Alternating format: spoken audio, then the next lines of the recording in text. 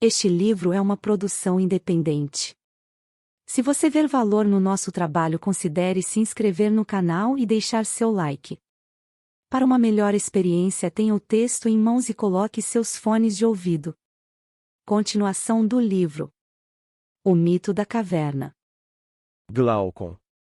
De uma forma ou outra, somente uma instrução desse tipo é retida naqueles que a recebem.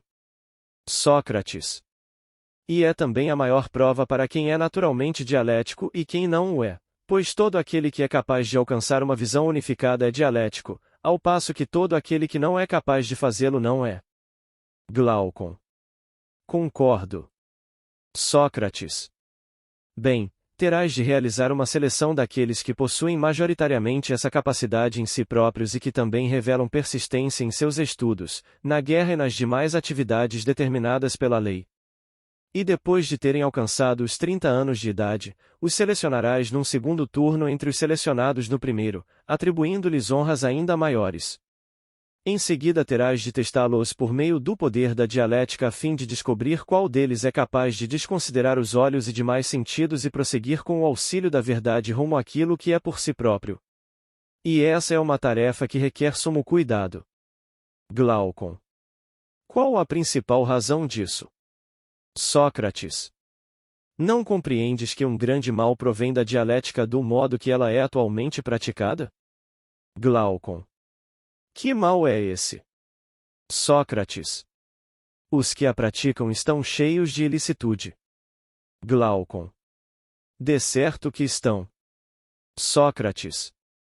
Achas surpreendente que isso aconteça a eles e não o julgas perdoável? Glaucon. Por que seria surpreendente e por que deveria eu julgá-lo perdoável? Sócrates.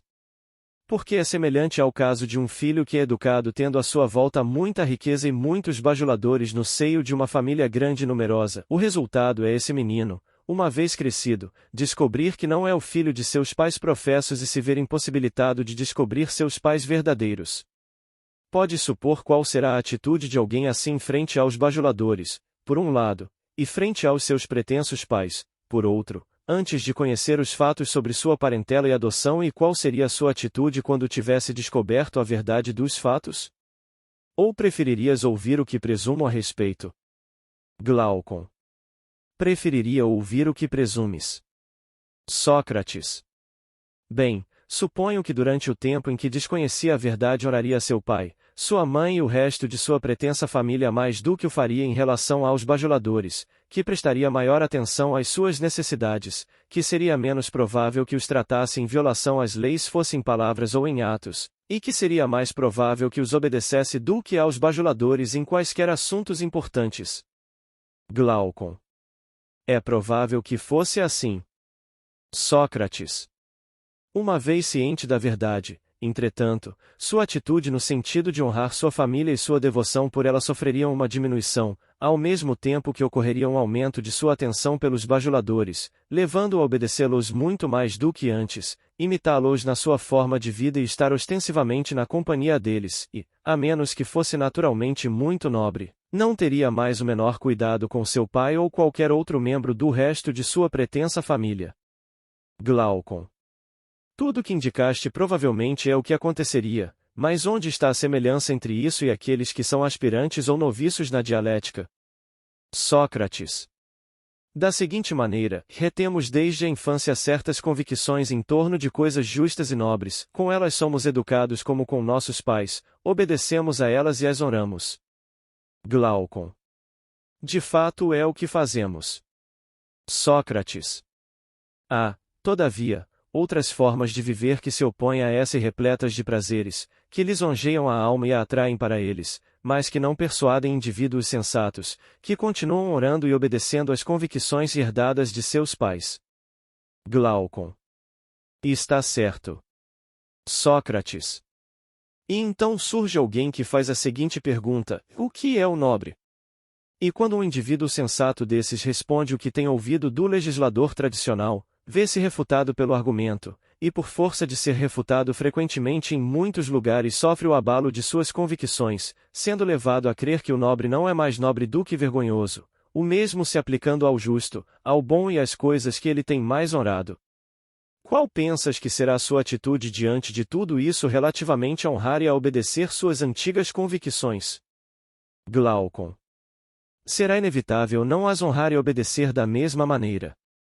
Sócrates. Consequentemente, quando não honrar e obedecer mais essas convicções e se vir incapaz de descobrir as verdadeiras, será provável que adote qualquer outro modo de vida a não ser o que o lisonjeia? Glaucon. Não, ele não adotará outro.